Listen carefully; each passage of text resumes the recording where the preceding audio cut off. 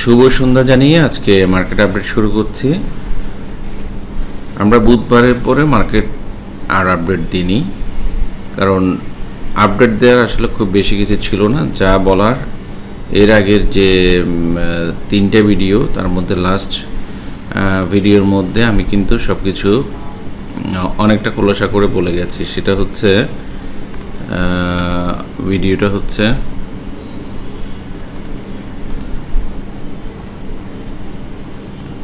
কত তারিখ, 17/6 আমি যে কথাগুলো বলেছি সেটারও ডিসকাশন হবে সামান্য।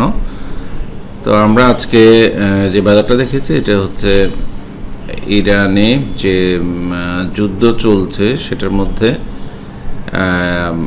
ট্রাম্পের যে বড় ধরনের হামলা, সেটার কারণে বিশ্ববাজার টোটালি অস্থিতিশীল হয়ে গেছে।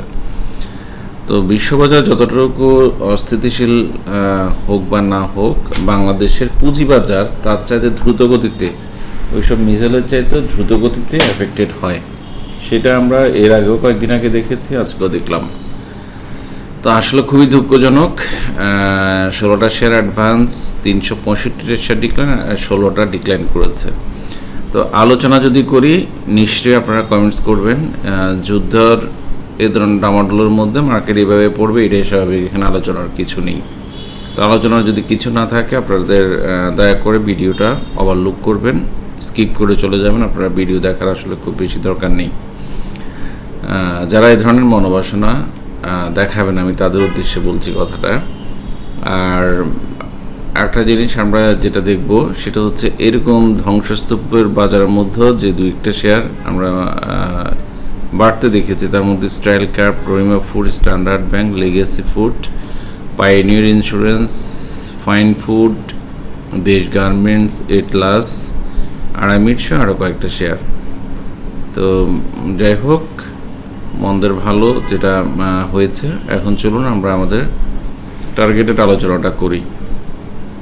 এই টার্গেটেড চিত্রটা আলোচনা করার আগে আপনাদেরকে আমার ভিডিওর সে অংশটা একটু যদি না দেখায় আনি, তাহলে আপনারা বুঝবেন না। একটা অর্ডার ব্লক যেখানে একটা সেলের নির্দেশনা ছিল, তো সেটাই শুরুটাই হলো 4783 থেকে একেবারে 4822 পয়েন্ট পর্যন্ত, যেটার ছিল। কিন্তু আজকে যেভাবে প্রেশারাইজ করে মার্কেট পড়ে গেছে, সেটার কারণে কোনোভাবেই আমরা যুক্তিযুক্তভাবে আগামী দিন মার্কেট বাড়বে এই কথাটা বলতে পারছি না। তাহলে মার্কেট যদি আগামী দিন কমে, সেক্ষেত্রে মার্কেট কতটুকু আসতে পারে সেটার একটা আমরা ধারণা দিতে পারি। সেই ধারণাটা হবে এরকম, 4717 থেকে 4664-65 পর্যন্ত। এটা একটা বড় ধরনের, এই জায়গায় একটা অর্ডার ব্লক আছে। এই টোটাল জায়গাটার মধ্যে এসে মার্কেট যদি দাঁড়িয়ে ঘুরে যেতে পারে এই জায়গাগুলো থেকে, তাহলে আমরা পুনরায় আবার মার্কেট নিয়ে চিন্তা করতে পারবো। তো আমরা তাহলে ফাইনাল ডেস্টিনেশনটা কোথায় আসতে পারে সেটা যদি নির্ধারণ করে ফেলতে পারি, তাহলে আমরা ধরে নিব যে মার্কেট 4664 পর্যন্ত চলে আসার সুযোগ আছে। তো সেটা হয়তো একদিনে আসবে না, আজকে বেশি পড়েছে, আগামী দিন বা পরে একটু কম করে হলে পড়বে। অথবা ফাইনাল ডেস্টিনেশন যদি 4660 পর্যন্ত এসে নিচে যদি ক্লোজ হয়, তাহলে আমরা ধরে নিব মার্কেট আপাতত আবারও নেগেটিভ ডিরেকশনে চলে।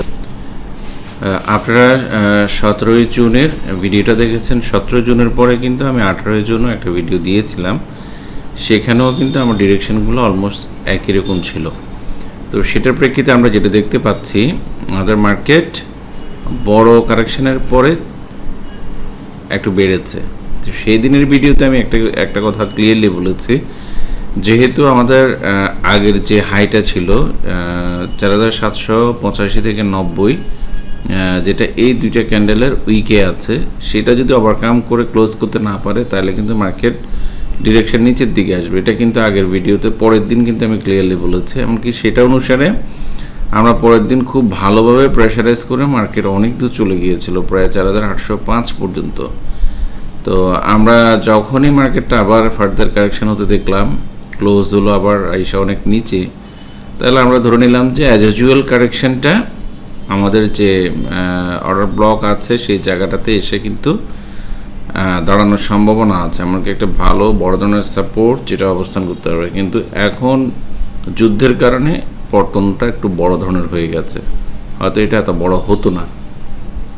তো যাই হোক, আমরা আমাদের যে ডিসকাশনটা করেছি, আসলে প্রতিদিন ডিসকাশন করা তেমন কিছু নাই, এটা সেই বাজারও না। তো একটা নির্দিষ্ট লক্ষ্য স্থির করে যদি বাজারে ছোট ছোট বিনিয়োগ করা যায়, তাহলে কিন্তু আমরা মোটামুটি ক্ষতির সম্মুখীন হব না, হয়তো সামান্য কিছু লাভবান হব।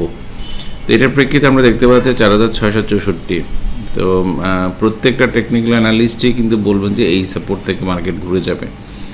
তো এই মার্কেট এখান থেকে ঘুরে যাবে কি যাবে না, বা ঘুরে গেলে ভালো, সবার জন্যই মঙ্গল। বাট এই 4664 পরে যদি মার্কেট ক্লোজ করে আগামী দিন, তাহলে কিন্তু আমরা মার্কেটে আর কোনো হোপ দেখব না। তো এই জায়গাগুলোতে সবাই সাবধান থাকবেন। আজকে ভিডিওটা জাস্ট একটু পূর্বদিনের আলোচনার জন্যই এসেছি, যেহেতু যুদ্ধ চলছে, এটার পরিস্থিতি কী দাঁড়ায় সেটার দিকে সবার অ্যাটেনশন রেখে বাজারে বিনিয়োগ করাটা অনেক জরুরি। ধন্যবাদ, সবাই ভালো থাকবেন।